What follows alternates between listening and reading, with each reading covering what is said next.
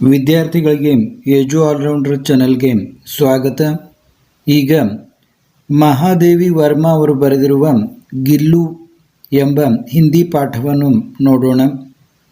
ಇದು ಕರ್ನಾಟಕ ರಾಜ್ಯ ಪಠ್ಯಕ್ರಮದಲ್ಲಿ 10ನೇ ತರಗತಿ ವಿದ್ಯಾರ್ಥಿಗಳಿಗೆ ಹಾಗೂ CBSE ಪಠ್ಯಕ್ರಮದಲ್ಲಿ 9ನೇ ತರಗತಿ ವಿದ್ಯಾರ್ಥಿಗಳಿಗೆ ಗದ್ಯ ಪಾಠವಾಗಿದೆ. ಗಿಲ್ಲು ಅಂದರೆ ಗಿಲಹರಿ, ಒಂದು ಸಣ್ಣ ಅಳಿಲಿನ ಕಥೆಯನ್ನು ಈ ಪಾಠ ಒಳಗೊಂಡಿದೆ. Story of small squirrel. ಈಗ ಪಾಠವನ್ನು ನೋಡೋಣ. इस पाठ से स्नेह भाव तथा ಪ್ರಾಣಿ ದಯಾ ಕಿ ಸೀಖ್ ಮಿಲ್ತಿ ಹೈ. ನಮಗೆ ಈ ಪಾಠದಿಂದ ಏನು ಸಿಗುತ್ತದೆ? ಈ ಪಾಠದಿಂದ ಸ್ನೇಹ ಭಾವ ಮತ್ತು ಪ್ರಾಣಿ ದಯೆ ಇವುಗಳ ಬಗ್ಗೆ ನಮಗೆ ಸೀಖ್ ಮಿಲ್ತಿ ಹೈ. ಪ್ರಾಣಿಗಳ ಬಗ್ಗೆ ದಯೆ ಇರಬೇಕು, ಅವುಗಳನ್ನು ನಾವು ಸ್ನೇಹಿತರಂತೆ ನೋಡಿಕೊಳ್ಳಬೇಕು ಎನ್ನುವುದು ಈ ಪಾಠದ मुख्य सारांश.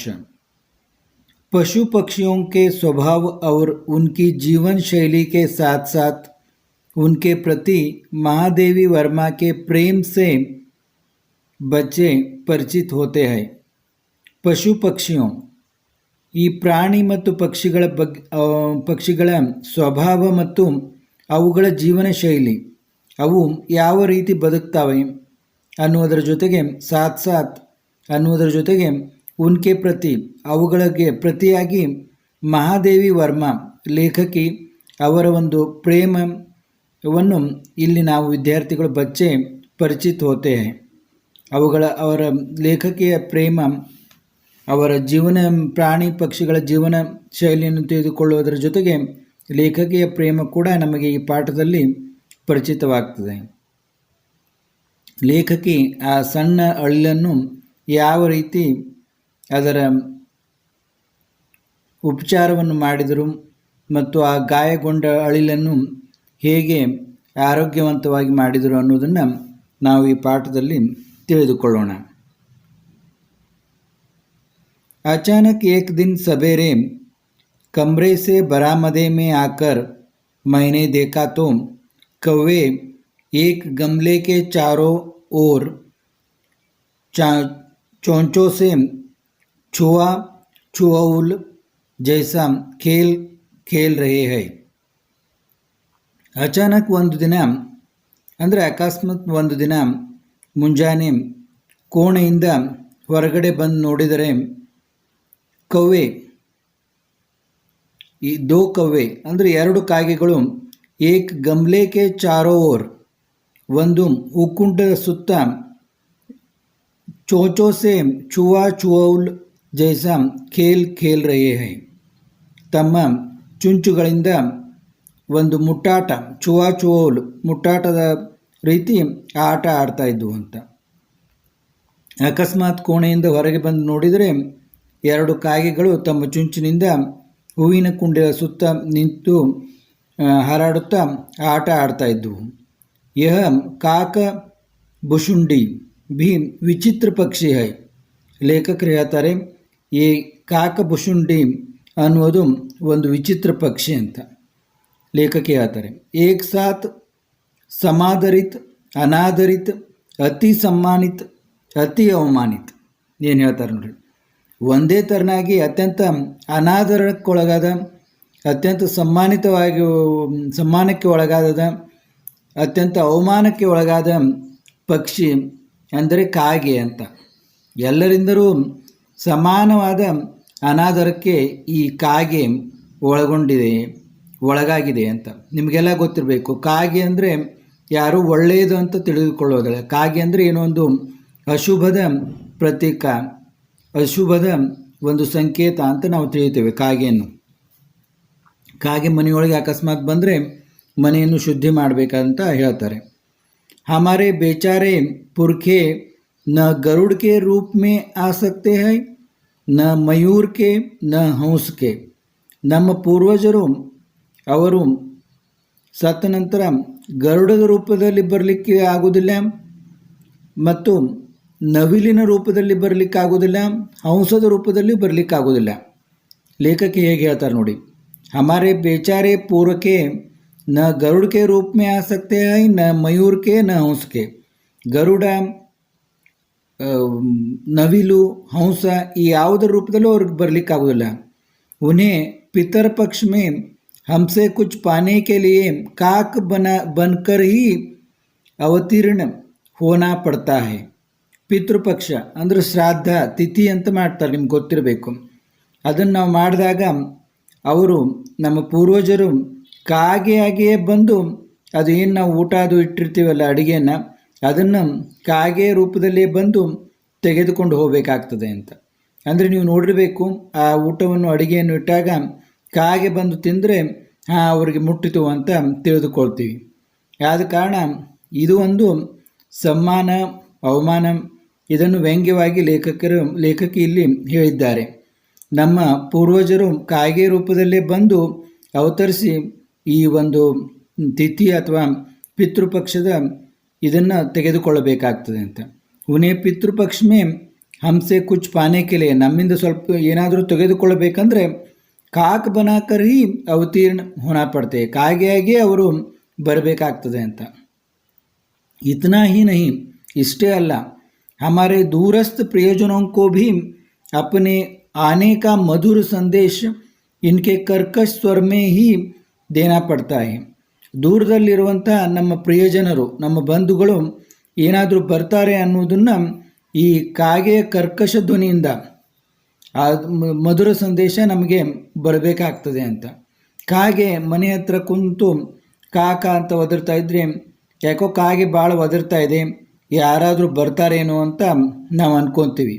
ಆದ್ದರಿಂದ ನಮ್ಮ ಪ್ರಿಯಜನರು ಬರುವ ಮಧುರ ಸಂದೇಶವನ್ನು ಕೂಡ ಈ ಕಾಗೆಯ ಕರ್ಕಶ ಧ್ವನಿಯಿಂದಲೇ ನಾವು ತೆಗೆದುಕೊಳ್ಬೇಕಾಗ್ತದೆ ಅಂತ ಇಲ್ಲಿ ಕವಿತ್ರಿ ಹೇಳ್ತಾರೆ.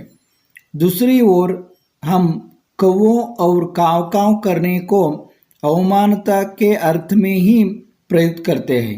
ನಾ ಈಗಾಗಲೇ ಹೇಳಿದೆ, दूसरी ओर ಮತ್ತೊಂದು ಕಡೆ ಈ ಕಾಗೆ ಮತ್ತು ಕಾವು ಕಾವು ಅನ್ನೋ ಶಬ್ದವನ್ನು ನಾವು ಅವಮಾನವೆಂಬ ಅರ್ಥದಲ್ಲಿ ಇದನ್ನು ಉಪಯೋಗ ಮಾಡ್ತಾ ಇರ್ತೀವಿ ಅಂತ.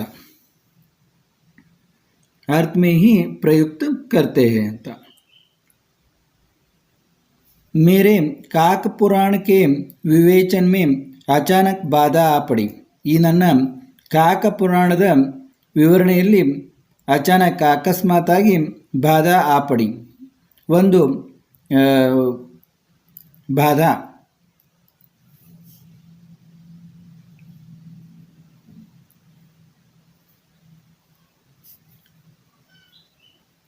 ಕಾಕಪುರಾಣದ ವಿವೇಚನೆಯಲ್ಲಿ ಒಂದು ಅಡೆತಡೆ ಉಂಟಾಯಿತು. क्योंकि गमले और दीवार की संधि में छिपे एक छोटे से जीव पर मेरी दृष्टि रुक गई. ಈ ಹೂಕುಂಡ ಮತ್ತು ಗೋಡೆಯ ಸಂಧಿಯ ನಡುವೆ ಚಿಪೆ ಏಕ್ ಒಂದು ಹತ್ತಿಕೊಂಡು ಕುಳಿತಂತಹ ಚಿಪೆ ಏಕ್ ಛೋಟೆ ಸೆ ಜೀವ್ ಒಂದು ಸಣ್ಣ ಜೀವ, ಪರ್ ಮೇರಿ ದೃಷ್ಟಿ ರುಕ್ ಗೈ ಆ ಸಣ್ಣ ಜೀವದ ಮೇಲೆ ನನ್ನ ದೃಷ್ಟಿ ನಿಂತಿತು. ಈ ಗೋಡೆ ಬಂತು, ಆ ಹೂಕುಂಡದ ಸಂಧಿಯಲ್ಲಿ ಕುಳಿತಂಥ ಒಂದು ಸಣ್ಣ ಜೀವದ ಮೇಲೆ ನನ್ನ ದೃಷ್ಟಿ ನಿಂತಿತು ಅಂತ ಹೇಳ್ತಾರೆ.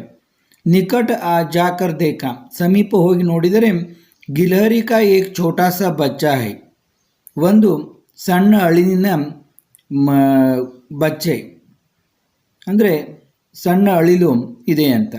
ಜೋ ಸಂಭವತಃ ಘೋಸಲೆ ಸೆ ಗಿರ್ಪಡ ಹೈ, ಬಹುಶಃ ಅದು ತನ್ನ ಗೂಡಿನಿಂದ ಬಿದ್ದಿರಬಹುದು. ಔರ್ ಅಬ್ ಕೌವೆ ಜಿಸ್ಮೆ ಸುಲಭ ಆಹಾರ ಖೋಜ್ ರಹೆ ಹೈ, ಇದರಲ್ಲಿ ಈ ಕಾಗೆಗಳು ತಮ್ಮ ಸುಲಭದ ಆಹಾರವನ್ನು ಹುಡುಕ್ತಾ ಇದ್ದಾವೆ ಅಂತ. ಕಾಕದ್ವೈ ಕಿ ಚೋಂಚೋ ಕೆ ದೋ ಘಾವ್ ಉಸ್ ಲಘು ಪ್ರಾಣ ಕೆ ಲಿಯೆ ಬಹುತ ಹೈ, ಈ ಕಾಗೆಗಳ ಚುಂಚಿನ ಎರಡು ಒಂದು ಗಾಯ ಈ ಸಣ್ಣ ಜೀವಿಗೆ ಸಾಕಷ್ಟು ಆಗ್ತಾ ಇರುತ್ತೆ ಅಂತ. ಅಂದರೆ ಅದರ ಅರ್ಥ ಈ ಕಾಗೆಗಳ ಚುಂಚಿನಿಂದ ಗಾಯಗೊಂಡ್ರೆ ಈ ಸಣ್ಣ ಜೀವ ಉಳಿಯುವುದಿಲ್ಲ, ಈ ಲಘು ಪ್ರಾಣ ಅದಕ್ಕೆ ಅದು ಭಾಳವಾದ ಗಾಯವಾಗಿ ಅದು ಉಳಿಯುವುದಿಲ್ಲ ಅಂತ ಹೇಳ್ತಾರೆ. ಅಥ ವ निश्चेष्ट सा गमले से चिपका पड़ा था. ಹಾಗಾಗಿ ಅದು ನಿಶ್ಚೇತನಾಗಿ ಅತ್ಯಂತ ದಾರುಣ ಸ್ಥಿತಿಯಲ್ಲಿ ಆ ಹುಕ್ಕುಂಡದ ಹತ್ತಿರ ಒರಗಿಕೊಂಡು ಅದಕ್ಕೆ ಹಚ್ಚಿಕೊಂಡು ಬಿದ್ದಿತ್ತು ಅಂತ. सबने कहा कौवे की चोंच का घाव लगाने के बाद यह बच नहीं सकता. ಎಲ್ಲರೂ ಹೇಳಿದರು ಈ ಕಾಗೆಯ ಒಂದು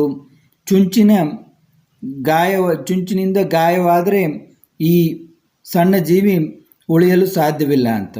ಅಥವಾ ಇಸೆ ಐಸೆ ಹಿ ರಹನೆ ದಿಯಾ ಜಾವೆ, ಆದ್ದರಿಂದ ಇದನ್ನು ಹಾಗೇ ಇರಲಿ ಬಿಟ್ಬಿಡ್ರಿ ಅಂತ ಹೇಳಿದರು. ಪರಂತು ಮನ್ ನಹಿ ಮಾನ, ಆದರೂ ಲೇಖಕಿಯ ಮನಸ್ಸು ತಡೆಯಲಿಲ್ಲ ಅಂತ. ಮನ್ ನಹಿ ಮಾನ, ಮನಸ್ಸು ತಡೆಯಲಿಲ್ಲ. ಉಸೆ ಹೌಲೆ ಸೆ ಉಠಾಕರ್ ಅಪ್ನೆ ಕಮರೆ ಮೀ ಲಾಯಿ, ಅದನ್ನು ಹಗುರವಾಗಿ ಎತ್ತಿಕೊಂಡು ನನ್ನ ಕೋಣೆಗೆ ಬಂದೆ. ಫಿರ್ ರೂಯಿ ಸೆ ರಕ್ತ ಪೋಂಚ್ಕರ್ ಗಾಂವ್ ಪರ್ ಪೆನ್ಸಿಲಿನ್ ಕಾ ಮಹರಂ ಲಗಾಯೆ, ನಂತರ ರೂಯಿ ಸೆ ಅಂದರೆ ಹತ್ತಿಯಿಂದ ರಕ್ತ ಪೋಂಚ್ಕರ್ ಅದರ ರಕ್ತವನ್ನು ಒರೆಸಿ ಗಾಂವ್ ಪರ್ ಪೆನ್ಸಿಲಿನ್ ಕಾ ಮಹರಂ ಲಗಾಯ, ಆ ಗಾಯದ ಮೇಲೆ ಪೆನ್ಸಿಲಿನಿನ ಕಾ ಮಹರಂ ಲಗಾಯ, ಪೆನ್ಸಿಲಿನ ಒಂದು ಔಷಧವನ್ನು ಆ ಗಾಯದ ಮೇಲೆ ಹಚ್ಚಿದೆ. ಕೈ ಗಂಟೆ ಕೆ ಉಪಚಾರ ಕೆ ಉಪರಾಂತ್ ಉಸ್ಕೆ ಮುँह में एक बूंद पानी टपकाया जा सका. ಹೀಗೆ ಹಲವು ಗಂಟೆಗಳ ಉಪಚಾರದ ನಂತರ ಅದರ ಬಾಯಲ್ಲಿ ಒಂದು ಹನಿ ನೀರು ಹಾಕುವಂತೆ ಆಯಿತು ಅಂತ. ಅಂದರೆ ಅಷ್ಟರ ಮಟ್ಟಿಗೆ ಅದು ಆರಾಮಗೊಂಡಿತು. तीसरे दिन वह इतना अच्छा और अस्वस्थ हो गया कि मेरी उंगली अपने 2 नन्हे पंजों से पकड़कर नीले कांच के मोतियों जैसी आंखों से इधर उधर देखने लगा. ಇಲ್ಲಿ ನೋಡಿ, ಅದು 3ನೇ ದಿನ ಎಷ್ಟೊಂದು ಆರಾಮವಾಯಿತಂದರೆ ಆಶ್ವಸ್ತ ಹೋಗಯ ಅಂದರೆ ಅಷ್ಟೊಂದು ಆರಾಮವಾಯಿತಂದರೆ ಅದು ಲೇಖಕಿಯ ಬರಳುಗಳನ್ನು ಹಿಡಿದು ಮೇರಿ ಉಂಗ್ಲಿ ಅಪ್ನೆ 2 ನನ್ನೆ ಪಂಜೋಸೆ, ಆ ಅಳಿನಿನ ಮುಂದಿನ ಮುಂಗಾಲುಗಳಿಂದ ಅದು ಲೇಖಕಿಯ ಬೆರಳುಗಳನ್ನು ಹಿಡಿದುಕೊಂಡು ನೀಲೆ ಕಾಂಚ್ಕೆ ಮೋತಿಯೋ ಜೈಸಿ ಆಂಖೋ, ಅದರ ಕಣ್ಣುಗಳು ನೀಲಿ ಹರಳಿನ ಹಾಗೆ ಗಾಜಿನ ಹರಳಿನ ಹಾಗೆ ಕಾಣ್ತಾ ಇದ್ವು ಅದರ ಕಣ್ಣುಗಳು. ಅದನ್ನು ಆಂಖೋಸೆ ಇದರ್ ಉದರ್ ದೇಖ್ನೆ ಲಗ, ಹೊರಳಾಡಿಸಿ ನೋಡತೊಡಗಿತು ಆ ಚಿಕ್ಕ ಅಳಿಲು. 3-4 मास में उसके स्निग्ध रोए, झब्बेदार पूंछ और चंचल चमकीली आंखें सबको विस्मित करने लगी. ಹೀಗೆ 3-4 ತಿಂಗಳುಗಳು ಕಳೆದ ನಂತರ ಅದರ ಸ್ನಿಗ್ಧ ರೋಯೆ ಅಂದರೆ ಅದರ ಸುಂದರವಾದ ಒಂದು ಕೂದಲುಗಳು, ಜಬ್ಬೆದಾರ್ ಪೌಂಚ್ ಮತ್ತು ಅದರ ಪಟ್ಟಿಯಾದ ಬಾಲ ಮತ್ತು ಚಂಚಲ್ ಚಮಕೀಲಿ ಆಂಖೆ ಅದರ ಚಂಚಲವಾದ ಕಣ್ಣುಗಳು ಎಲ್ಲರನ್ನೂ ವಿಸ್ಮಯ ಮಾಡಲಿಕ್ಕೆ ಪ್ರಾರಂಭ ಮಾಡಿದವು ಅಂತ. ಅಂದರೆ ಅಷ್ಟು ಸುಂದರವಾಗಿ ಆ ಸಣ್ಣ ಅಳಿಲು ಕಾಣಲಿಕ್ಕತ್ತು ಅಂತ. ಹಮ್ ಇಸೆ ಗಿಲ್ಲು ಕಹಕರ್ ಬುಲಾನೆ ಲಗೆ, ನಾವು ಇದನ್ನು ಗಿಲ್ಲು ಅಂತ ಕರೀಲಿಕ್ಕೆ ಪ್ರಾರಂಭ ಮಾಡಿದ್ವಿ. मैंने फूल रखने की एक हल्की डालिया में रुई बिछाकर उसे तार से खिड़की पर लटका दिया. ನಾನು ಇದನ್ನು मैंने फूल रखने की ಒಂದು ಹೂವು ಇಡುವಂತಹ ಒಂದು ಹಲ್ಕಿ ಡಲಿಯಾ ಒಂದು ಸಣ್ಣ ಬುಟ್ಟಿಯಲ್ಲಿ ಮೇ ರೋಯಿ ಬಿಚಾಕರ್ ಅದರಲ್ಲಿ ಒಂದು ಹತ್ತಿಯ ಇದನ್ನು ಮಾಡಿ ಅದರ ಮೇಲೆ ಬಿಚಾಕರ್ ಉಸೆ ತಾರಸೆ ಕಿಟಕಿ ಅದನ್ನು ಮೇಲೆ ತಾರಸಿಗೆ ಕಿಟಕಿಯ ಇದರಿಂದ ಜೋತು ಬಿಟ್ಟೆ ಅಂತ ಲೇಖಕಿ ಹೇಳ್ತಾರೆ. ಕಿಟಕಿ ಪರ್ ಲಟಕಾದೆಯೇ ಅಂದರೆ ಅದನ್ನು ಜೋತು ಬಿಟ್ಟರು. ಒಂದು ಸಣ್ಣ ಬುಟ್ಟಿಯಲ್ಲಿ ಹಾಕಿ ಅದಕ್ಕೆ ಒಂದು ಹತ್ತಿಯಿಂದ ಒಂದು ಮಲಗಲು ಇದನ್ನು ಮಾಡಿ ಅದರ ಮೇಲೆ ಅದನ್ನು ಜೋತು ಬಿಟ್ಟರು. 2 ವರ್ಷ ವಹಿ ಗಿಲ್ಲು ಕಾ ಗರ್ ರಹ, 2 ವರ್ಷ ತನಕ ಅದೇ ಗಿಲ್ಲುನ ಮನೆ ಆಯಿತು. ವಹ ಸ್ವಯಂ ಹಿಲಾಕರ್ ಅಪ್ನೆ ಘರ್ ಮೇ झूलता और अपनी कांच के मन को सी आंखों से कमरे के भीतर और खिड़की से बाहर न जाने क्या देखता समझता रहता था. ಅದು 2 ವರ್ಷದ ತನಕ ಅದೇ ಅದರ ಮನೆ ಆಯಿತು. ಅದು ಅಲ್ಲೇ ಸ್ವಯಂ ಹಿಲಾಕರ್, ಅಲ್ಲೇ ಅಡ್ಡಾಡುತ್ತಾ ಹೊರಳಾಡುತ್ತಾ ಘರ್ ಮೇ ಝೂಲ್ತಾ, ಅಲ್ಲೇ ಝೂಲಾ ಜೈಸಿ ಹುವಾ ಅಂತ. ಅಂದರೆ ಅದರ ಒಂದು ತೂಗುವಿಯ ಆಲೆ ಕಡೆ ತುಗುಯಿ ಆಲೆ ಥರ ಅದು ಆಯಿತು. ಅವ್ರ ಅಪ್ನಿ ಕಾಂಚ್ಕೆ ಮನ್ಕೋ, ಅದರ ಒಂದು ಗಾಜಿನ ಒಂದು ಮನಸ್ಸು, ಅಂದರೆ ಅಷ್ಟೊಂದು ಸೂಕ್ಷ್ಮವಾದ ಮನಸ್ಸು. ಆಂಖೋಸೆ ಕಮ್ರೆಗೆ ಭೀತರ್ ಅವ್ರ ಕಿಟಕಿ ಸೆ ಬಾಹರ್, ಅದು ಕೋಣೆಯ ಒಳಗೆ ಮತ್ತು ಕಿಟಕಿ ಹೊರಗೆ ನ ಜಾನೆ, ಅಂದರೆ ಏನು ಮಾಡ್ತಿತ್ತು ಗೊತ್ತಿಲ್ಲ. ನ ಜಾನೆ ಕ್ಯಾ ದೇಖ್ತಾ ಸಮಜ್ತಾ ರಹತಾತ, ಏನು ನೋಡ್ತಾ ಇತ್ತು ಏನು ತಿಳಿತಾ ಇತ್ತು ಅದಕ್ಕೆ ಅಂತ ಗೊತ್ತಿಲ್ಲ. ಆದರೆ ಕಮರೆಗೆ ಅಂದರ್, ಅಂದರೆ ಕಮರೆಗೆ ಭೀತರ್, ಕೋಣೆ ಒಳಗೆ ಮತ್ತು ಕಿಟಕಿ ಹೊರಗೆ ಅದು ನೋಡ್ತಾ ಇರ್ತಿತ್ತು ಅಂತ. ಪರಂತು ಉಸ್ಕಿ ಸಮಜ್ದಾರಿ ಅವ್ರ ಕಾರ್ಯಕಲಾಪ ಪರ್ ಸಬ್ಕೋ ಆಶ್ಚರ್ಯ ಹೋತಾತು. ಆದರೂ ಕೂಡ ಅದರ ಒಂದು ತಿಳುವಳಿಕೆ ಮತ್ತು ಅದರ ಕಾರ್ಯಕಲಾಪ, ಅಂದರೆ ಅದರ ಕೆಲಸಗಳನ್ನು ನೋಡಿ ಎಲ್ಲರಿಗೂ ಆಶ್ಚರ್ಯ ಆಗ್ತಾ ಇತ್ತು ಅಂತ. ಸಬ್ಕೋ ಆಶ್ಚರ್ಯ ಹೋತಾತ. ಜಬ್ ಮೈ ಲಿಖನೆ बैठती तब अपनी ओर मेरा ध्यान आकर्षित करने की उसे इतनी तीव्र इच्छा होती थी कि उसने एक अच्छा उपाय खोज निकाला. ನಾನು ಜಬ್ ಮೈ ಲಿಖನೆ बैठती, ನಾನು ಬರೆಯಲು ಕುಳಿತಾಗ, ತಬ್ ಅಪ್ನಿ ಓರ್, ತನ್ನ ಕಡೆಗೆ, ಮೇರಾ ಧ್ಯಾನ ಆಕರ್ಷಿತ್ ಕರ್ನೇಕಿ, ತನ್ನ ಕಡೆಗೆ ನನ್ನ ಗಮನವನ್ನು ಸೆಳೆಯಲು ಅದಕ್ಕೆ ತೀವ್ರ ಇಚ್ಛಾ ಹೋಗ್ತಿತ್ತು, ಅದಕ್ಕೆ ತೀವ್ರ ನನ್ನ ಗಮನವನ್ನು ಸೆಳೆಯಬೇಕಂತ ಆ ಅಳಿಲಿಗೆ ಇಚ್ಛೆ ಆಗ್ತಿತ್ತು ಅಂತ ಕವಿಯಿತ್ರಿ ಹೇಳ್ತಾರೆ, ಲೇಖಕಿ ಹೇಳ್ತಾರೆ. ಅದಕ್ಕೆ ಅದು ಒಂದು ಉಪಾಯವನ್ನು ಹುಡುಕಿತು ಅಂತ. ಏಕ್ ಅಚ್ಚಾ ಉಪಾಯ ಖೋಜ್ ನಿಕಾಲ. ಏನು ಅದರ ಉಪಾಯ ನಾವೀಗ ನೋಡೋಣ. वह मेरे पैर तक आकर सर से पर्दे पर चढ़ जाता. ಅದು ಲೇಖಕಿಯ ಕಾಲಿನ ಹತ್ತಿರ ಬಂದು ಮೇಲೆ ಹತ್ತಾ ಇತ್ತು ಅಂತ. ಚढ़ जाता और फिर उसी तेजी से उतरता. ಅದು ಕಾಲಿನ ಮೇಲೆ ಬಂದು ಹತ್ತಾ ಇತ್ತು, ಅಷ್ಟೇ ವೇಗವಾಗಿ ಇಳಿತಾ ಇತ್ತು.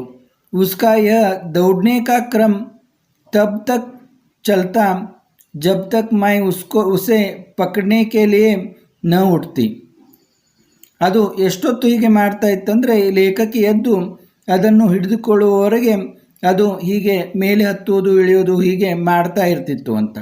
उसका यह दौड़ने का क्रम तब तक चलता जब तक मैं उसे पकड़ने के लिए न उठती. ಎಲ್ಲಿಯವರೆಗೆ ಅವರು ಅದನ್ನು ಹಿಡಿಯಲು ಹೇಳ್ತಿರಲಿಲ್ಲ ಅಲ್ಲಿಯವರೆಗೆ ಅದು ಹಾಗೆ ಓಡಾಟವನ್ನು ಪ್ರಾರಂಭ ಮಾಡ್ತಾ ಇತ್ತು ಅಂತ. ಕಭಿ ಮೈ ಗಿಲ್ಲು ಕೋ ಪಕಡ್ಕರ್ ಏಕ್ ಲಂಬೆ ಲಿಫಾಫೆ ಮೇ इस प्रकार रख देती कि उसके अगले 2 पंजों और सिर के अतिरिक्त सारा लघु गात लिफाफों के भीतर बंद रहता. ಅದನ್ನು ಒಂದು ಸಣ್ಣ ಲಕೋಟೆಯಲ್ಲಿ ಹೇಗೆ ಹಾಕ್ತಾ ಇದ್ರು ಅಂತಂದರೆ, ಅದರ ಮುಖ ಮತ್ತು 2 ಕೈಗಳು ಹೊರಗೆ ಇರಬೇಕು ಮತ್ತು ಅದರ ದೇಹ ಲಕೋಟೆಯ ಒಳಗೆ ಇರಬೇಕು, ಆ ಥರ ಅದನ್ನು ಹಾಕ್ತಾ ಇದ್ರು ಅಂತ. इस अद्भुत स्थिति में कभी कभी घंटों मेज पर दीवार के सहारे खड़ा रहकर वह अपनी चमकीली आंखों से मेरा ಕಾರ್ಯಕಲಾಪ देखा करता. ಈ ಅದ್ಭುತ ಸ್ಥಿತಿಯಲ್ಲಿ ಅದು ಗಂಟೆಗಳ ಹೊತ್ತಿಗೆ ಕಭಿ ಕಭಿ ಗಂಟೋ, ಎಷ್ಟೋ ತಾಸಿನವರೆಗೆ ಮೇಜಿನ ಮೇಲೆ ಕುಳಿತು ದಿವಾರ್ಕೆ ಸಹಾರೆ, ಅಂದರೆ ಗೋಡೆಯ ಸಹಾಯದಿಂದ ಖಡಾ ರಹಕರ್, ನಿಂತುಕೊಂಡು ಅಪ್ನಿ ಚಮಕೀಲಿ ಆಂಖೋ, ತನ್ನ ಚಮತ್ಕಾರಿ ಕಣ್ಣುಗಳಿಂದ ಹೊಳೆಯುವ, ಚಮಕೀಲಿ ಆಂಖೋ ಅಂದರೆ ಹೊಳೆಯುವ ಕಣ್ಣುಗಳಿಂದ ಮೇರಾ ಕಾರ್ಯಕಲಾಪ देखा करता, ಲೇಖಕಿಯ ಕಾರ್ಯಕಲಾಪವನ್ನು ಅದು ನೋಡ್ತಾ ಕುಳಿತಿರ್ತಿತ್ತು ಅಂತ. ನೋಡ್ತಾ ನಿಂತಿರ್ತಿತ್ತು ಅಂತ. खड़ा रहकर भूख लगने पर चिक चिक करके मानो वह मुझे सूचना देता और काजू या बिस्कुट मिल जाने पर उसी स्थिति में लिफाफे से बाहर वाले पंजों से पकड़कर उसे कुतरता रहता. ಅದಕ್ಕೆ ಹಸಿವಾಗಣ ಚಿಕ್ ಚಿಕ್ ಅಂತ ಶಬ್ದ ಮಾಡ್ತಿತ್ತು. ಚಿಕ್ ಚಿಕ್ ಕರ್ಕೆ ಮಾನವ ಮುಜೆ ಸೂಚನಾ ದೇತ, ಚಿಕ್ ಚಿಕ್ ಎಂದು ಶಬ್ದ ಮಾಡುತ್ತಾ ಲೇಖಕ್ಕೆ ಅದು ಸೂಚನೆಯನ್ನು ಕೊಡ್ತಿತ್ತು. ಆಮೇಲೆ ಕಾಜು ಯಾ ಬಿಸ್ಕುಟ್, ಗೋಡಂಬಿ ಬಿಸ್ಕಿಟು ಹಾಕಿದರೆ ಮಿಲ್ ಜಾನೆ ಪರ್ ಉಸೇ ಸ್ಥಿತಿ ಮೇ, ಅದೇ ಆ ಲಕೋಟೆಯಲ್ಲಿ ಏನಿರ್ತಿತ್ತಲ್ಲ ಅದೇ ಸ್ಥಿತಿಯಲ್ಲಿ ಲಿಫಾಫಸೆ ಬಾಹರ್ ವಾಲೆ ಪಂಜೋಸೆ, ಹೊರಗಡೆ ಅದರ ಕೈಗಳು ಇರ್ತಿದ್ದು. ಬಾಹರ್ ವಾಲೆ ಪಂಜೋಸೆ ಪಕಡ್ಕರ್, ಆ ಕೈಗಳಿಂದ ಹಿಡಿದುಕೊಂಡು ಉಸೆ ಕುತರ್ತಾ ಇರತ್ತ, ಅಲ್ಲೇ ಅದು ಕುಟು ಕುಟು ಅಂತ ತಿಂತಾ ಇರ್ತಿತ್ತು. ಫಿರ್ ಗಿಲ್ಲು ಕೆ ಜೀವನ್ ಕಾ ಪ್ರಥಮ ವಸಂತ ಆಯ, ಆಮೇಲೆ ಆ ಗಿಲ್ಲುನ ಜೀವನದಲ್ಲಿ ಕೂಡ ಪ್ರಥಮ ವಸಂತ ಬಂದಿತು ಅಂತ, ಮೊದಲನೇ ವಸಂತ ಬಂತು. ಬಾರ್ ಕಿ ಗಿಲಹರಿಯೋ खिड़की की जाली के पास आकर चिक चिक करके न जाए क्या कहने लगी. ಹೊರಗಿನಿಂದ ಅಳಿಲುಗಳು ಬಂದು ಕಿಟಕಿಯಲ್ಲಿ ನಿಂತುಕೊಂಡು ಆ ಕಿಟಕಿಯ ಜಾಳಿಗೆ ಹತ್ತಿರ ಬಂದು ಚಿಕ್ ಚಿಕ್ ಎಂದು ಶಬ್ದ ಮಾಡಲು ತೊಡಗಿದವು ಅಂತ. ಚಿಕ್ ಚಿಕ್ ಕರ್ಕೆ ನ ಜಾನೆ ಕ್ಯಾ ಕಹನೆ ಲಗೆ, ಚಿಕ್ ಚಿಕ್ ಅಂದು ಅದು ಏನು ಹೇಳ್ತಿದ್ದು ಗೊತ್ತಿಲ್ಲ ಅಂತ ಲೇಖಕಿ ಹೇಳ್ತಾರೆ. ಗಿಲ್ಲು ಕೋ ಜಾಲಿ ಕೆ ಪಾಸ್ ಬೈಟ್ಕರ್, ಆ ಕಿಟಕಿಯ ಜಾಳಿಗೆ ಹತ್ತಿರ ಕುಳಿತುಕೊಂಡು ಅಪ್ನೆ ಪನ್ಸೆ ಬಾಹರ್ झांकते देखकर मुझे लगा कि इसे मुक्त करना आवश्यक है. ನನಗೆ ಅದು ಆ ಜಾಳಿಗೆ ಹತ್ತಿರ ಕುಳಿತುಕೊಂಡು ಹೊರಗಡೆ ನೋಡುವುದನ್ನು ನೋಡಿ ಈಗ ಈ ಗಿಲ್ಲುನನ್ನು ಮುಕ್ತಗೊಳಿಸುವುದು ಅವಶ್ಯಕ ಅಂತಂತೂ ಲೇಖಕಿಗೆ ಅನಿಸಿತು. मैंने कीले निकालकर जाली का एक कोना खोल दिया और इस मार्ग से गिल्लू ने बाहर जाने पर सचमुच ही मुक्ति की सांस ली. ಆವಾಗ ಲೇಖಕಿಯವರು ಈ ಜಾಳಿಗೆಯ ಒಂದು ಕಡೆಯಿಂದ ಒಂದು ಕೋಣೆಯನ್ನು ತೆಗೆದರು. ಖೋಲ್ ದಿಯಾ, ಜಾಲಿ ಕಾ ಏಕ್ ಕೋನಾ ಖೋಲ್ ದಿಯಾ और इस मार्ग से, ಆ ಮಾರ್ಗವಾಗಿ ಗಿಲ್ಲು ನೆ ಬಾಹರ್ ಜಾನೆ ಪರ್ ಸಚ್ಮುಚ್ ಹಿ ಮುಕ್ತಿ ಕಿ ಸಾಸ್ ಲಿ, ಇದರಿಂದ ಗಿಲ್ಲು ಹೊರಗೆ ಹೋಗಲಿಕ್ಕೆ ಸಚ್ಮುಚ್ ಸಾಧ್ಯವಾಯಿತು ಅಂತ. ಅದರಿಂದ ಅದಕ್ಕೂ ಒಂದು ಬಿಡುಗಡೆಯ ಒಂದು ಉಸಿರನ್ನು ತೆಗೆದುಕೊಂಡ ಗಿಲ್ಲು ಅಂತ. ಇತನೆ ಛೋಟೆ ಜೀವ್ ಕೋ ಘರ್ ಮೇ ಪಲೆ ಕುತ್ತೆ ಬಿಲ್ಲಿಯೋ ಸೆ ಬಚಾನಾ ಭೀ ಏಕ್ ಸಮಸ್ಯೆ ಹಿ ಥಿ. ಇಂಥ ಸಣ್ಣ ಜೀವವನ್ನು ಮನೆಯಲ್ಲಿ ಕುತ್ತೆ ಬಿಲ್ಲಿಯೋ ಅಂತಂದರೆ ಈ ನಾಯಿ ಬೆಕ್ಕುಗಳಿಂದ ಒಂದು ರಕ್ಷಣೆ ಮಾಡಿಕೊಳ್ಳುವುದು ಕೂಡ ಒಂದು ಸಮಸ್ಯೆಯೇ ಆಗಿತ್ತು ಅಂತ ಲೇಖಕಿ ಇಲ್ಲಿ ಹೇಳ್ತಾರೆ. ಮೇರೆ ಕಮರೆ ಸೆ ಬಾಹರ್ ಜಾನೆ ಪರ್ वह भी खिड़की की खुली जाली की राह बाहर चला जाता और दिन भर गिलहरियों के झुंड को नेता बना. ಆಮೇಲೆ ಈ ಲೇಖಕೆ ಕೋಣೆಯಿಂದ ಹೊರಗೆ ಹೋದ ನಂತರ, ಕಿಟಕಿಯಿಂದ ಹೊರಗೆ ಹೋದ ನಂತರ ಇದು ದಿನಪೂರ್ತಿ ಅಳಿಲುಗಳ ಗುಂಪಿನ ನಾಯಕ ಆಯಿತು ಅಂತ ಹೇಳ್ತಾರೆ ಇಲ್ಲಿ. ಹರ್ ಡಾಲ್ ಪರ್ ಉಛಲ್ನಾ ಕೂದ್ನಾ ರಹತಾ, ಪ್ರತಿಯೊಂದು ಗಿಡದ ಕೊಂಬೆಗಳ ಮೇಲೆ ಜಿಗಿದಾಡ್ತಾ ಇತ್ತು ಅಂತ. ಉಛಲ್ನಾ ಕೂದ್ನ, ಮೇಲೆ ಹತ್ತುವುದು ತೆಳಗಿಳಿಯುವುದು ಮಾಡ್ತಾ. ಅವ್ರು ठीक 4 बजे वह खिड़की से भीतर आकर अपने झूले में झूलने लगता. ಮತ್ತೆ 4 ಗಂಟೆಗೆ ಅದು ಕಿಟಕಿಯಿಂದ ಒಳಗಡೆ ಬಂದು ತನ್ನ ಝೂಲಾದಲ್ಲಿ, ತನ್ನ ತೂಗು ಹಾಕಿದ ಆ ಝೂಲಾದಲ್ಲಿ ಕುಳಿತು ತೂಗಾಡ್ತಾ ಇತ್ತು ಅಂತ ಲೇಖಕಿ ಹೇಳ್ತಾರೆ.